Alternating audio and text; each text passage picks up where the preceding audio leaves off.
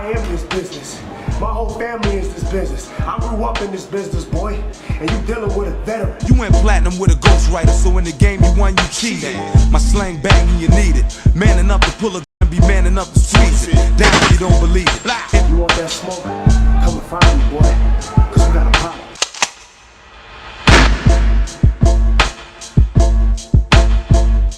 What's up, YouTube? Today I have a very special guest. You might know his family, you've definitely seen him on TV, but if you don't know this man's face, then we might have a problem. This is the problem, Sefa Fatou. How are you? I'm good, Oos. I'm good. Thank you for having me today, man. I'm excited. Of course. You say you just got home from the gym. What was today? Back day, leg day? Today was back and shoulder day. It was cardio. Okay. Gotta keep the traps up. I feel that. How much is your bench? Since we're talking about working out, how much do you bench right now? I do reps, Oos. I do reps. I do a lot of reps. So I don't go heavy. All right. But if I wasn't safe, probably pick 315. Probably 315. Hey, that's not bad though. That's pretty good. Yeah. That's heavy as hell. Yeah, no, trust. Yeah, without that. Obviously, a lot of stuff's been going on for you in wrestling right now. They put out a tweet recently that seemed pretty interesting for a lot of independent wrestling fans. But I want to get into like just understanding who 752 is, because obviously, again, everyone knows who your brothers are. Everyone knows your dad, your uncle. Everyone knows them, right? Anyone with a TV set knows those guys. But I want to know, like, what's your story in getting to pro wrestling? Well, 752, he's obviously the son of the WWE Hall of Famer Rikishi. He's the younger brother to the WWE SmackDown tag team, the Usos, cousin to Roman Reigns. And me doing this wrestling business, man, I'm walking into this business with a big chip on my shoulder to prove everybody that I belong in this business, that I can hold my own footsteps in this bloodline. So that's who 752 is, man. So you call yourself the problem. Why are you calling yourself the problem? Why not like a different nickname? Man, I sat down one night and I was going through like 100 nicknames, and I was like, man, I'm trying to come up with a nickname that's like catchy and like stands out.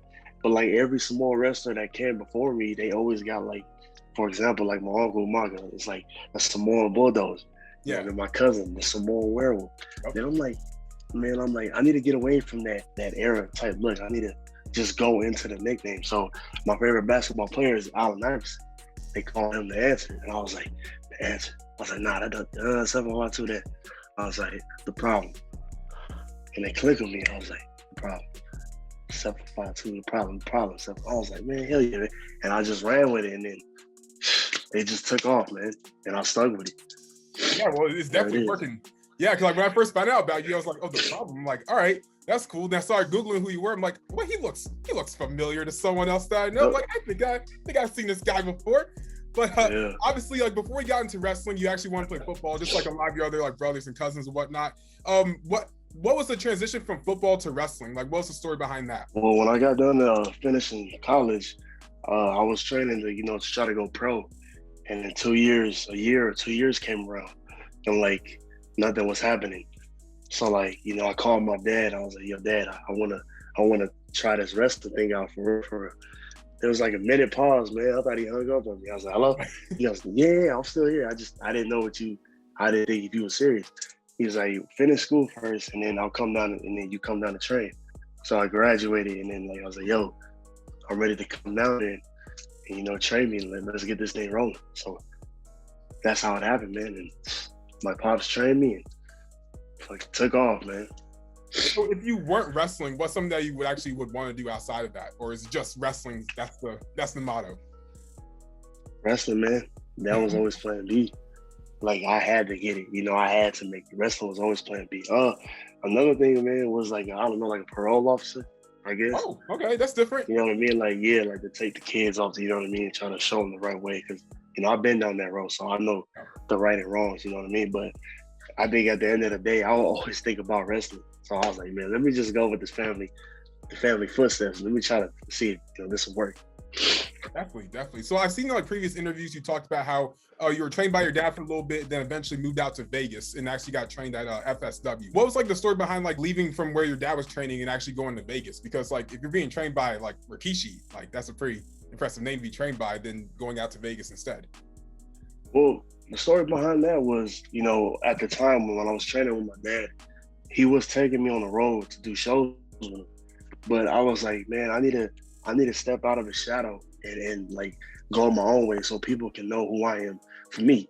Because at the time, when people see me, they was like, you look like your brothers, but we don't know who you are. They were there to look at my dad. So I was like, man, the perfect way was to just break away from my dad and go out there in the independent scene and try to test the waters, man, put my skills to the test.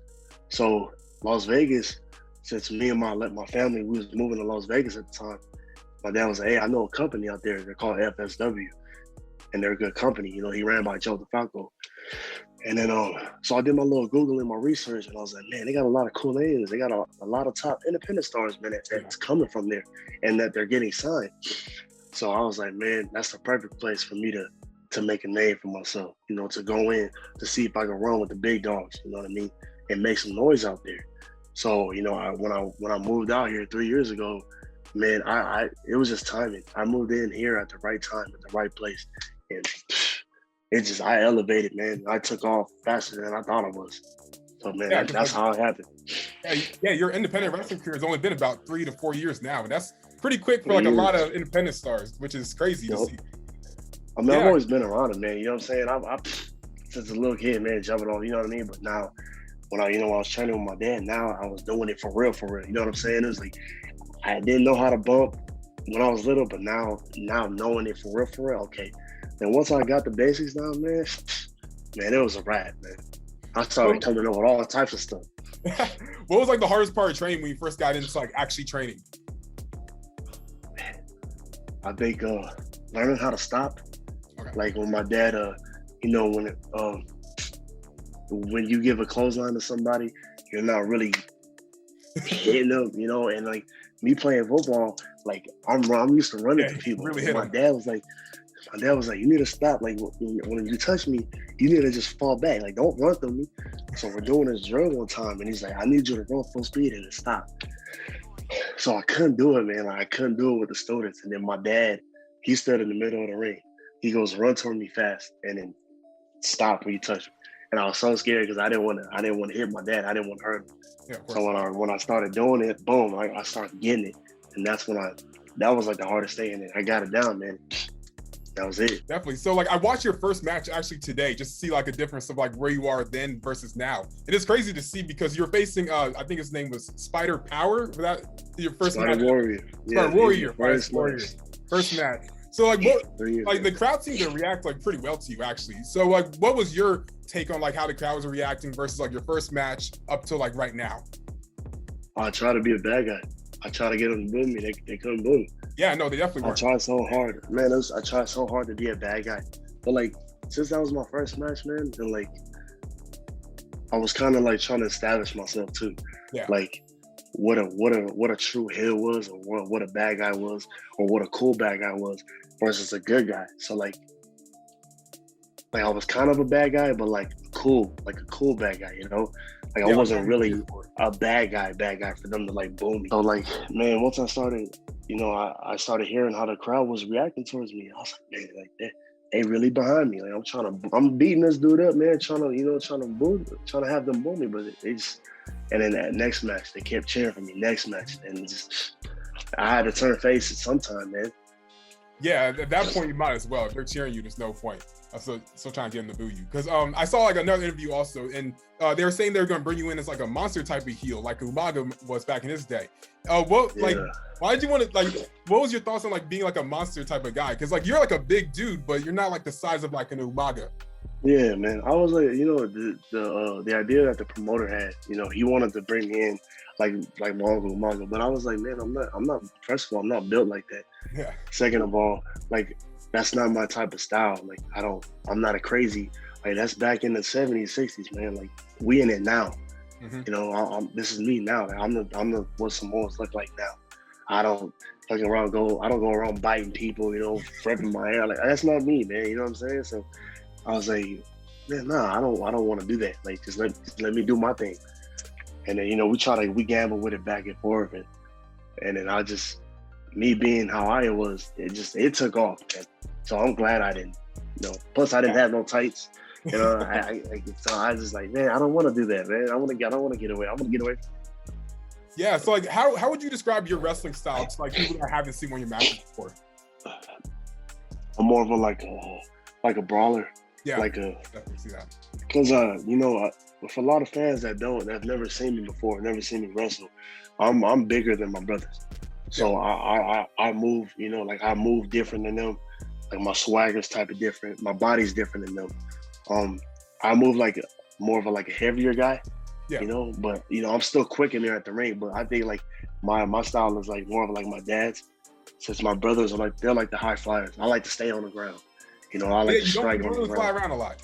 Yeah, but when I do jump off, I do. I can do. I don't do it all the time. So, yeah. Yeah, speaking of style, also like you seem to wrestle in just like normal shoes, not like wrestling boots. So like how big's your shoe collection? Man, I got like 13 pairs of Air Force Ones, man. Dirty as hell, sitting in my closet, man. All white ones? All white. Oh boy, you gotta buy some black ones. That's how you know you're really bad. That's how I gotta switch it up. Like, man, let me go with some black ones. But Yeah. it's all dirty pairs in my closet right now. Oh damn. But Air Force Ones, man, I like Air Force Ones, Vans. Okay. Man, that's my type. I'm simple, man. Wait, do you wrestle in the Vans too? Nah. Oh, I was about to say, that would be a style to see. Like something. These are actually they're low tops. So the reason why I wrestle in the high tops for ankle support. Ankle support, yeah. So yeah, I roll I roll my ankles out of these. Also, we were talking about football at first. I know at first your dream was to go to NFL. So now with like your cousin or third cousin, I believe, The Rock, now owning the XFL, is that something you ever thought about actually going into as well? Hey man, if he cut the check, man. If he cut the check. Might be worth the jump over. Nah, I mean, I don't know, man. Probably, I'm like done with football. You know what I'm saying? I'll always go back and coach it because I got so much love for the game. But I think wrestling is, since I put everything into wrestling, I think I want to go on that route. But hey, man, if The Rock land the contract in front of my front door, let's believe I'm signing that thing, man. I don't get it back. Even for 1 year of practice squad, man, I'll be on that thing. Also, I want to get into like one of the main things that we saw on Twitter that a lot of people are talking about right now. You posted a tweet saying thank you to FSW because it looks like your time on your independent scene's now kind of wrapping itself up. Just to not ask so directly, what's your favorite TV network, TNT or USA? I like BET. That's my favorite. I mean, that's a good one. I mean, Tyler Perry, that's what's up. But I mean, I don't think that's the answer to TNT or USA. I watch a lot of Fox. I watch a lot of TNT. Okay. I watch a lot of Japan. Okay. You watch a lot of Fox. What do you watch on Fox? Man, it depends on what time. It depends on what time of day it is. What day. Okay. Might be on Tuesdays. Might be on Wednesdays. Yeah, it might be on Fridays. Who knows? Friday might be something. But also, I mean, on Friday happens to be like your cousins over there. What's your thoughts on like their feud going on right now with Roman obviously being the head of the table, Universal Champion, and your cousins also kind of being lackeys almost to the guys? So like, what's your thoughts on seeing your brothers almost act like sidekicks to your cousin? Well, I think they're doing a good job. First of all, it's been a year since they've been running SmackDown, man. Yeah. And I think I like this whole storyline going on.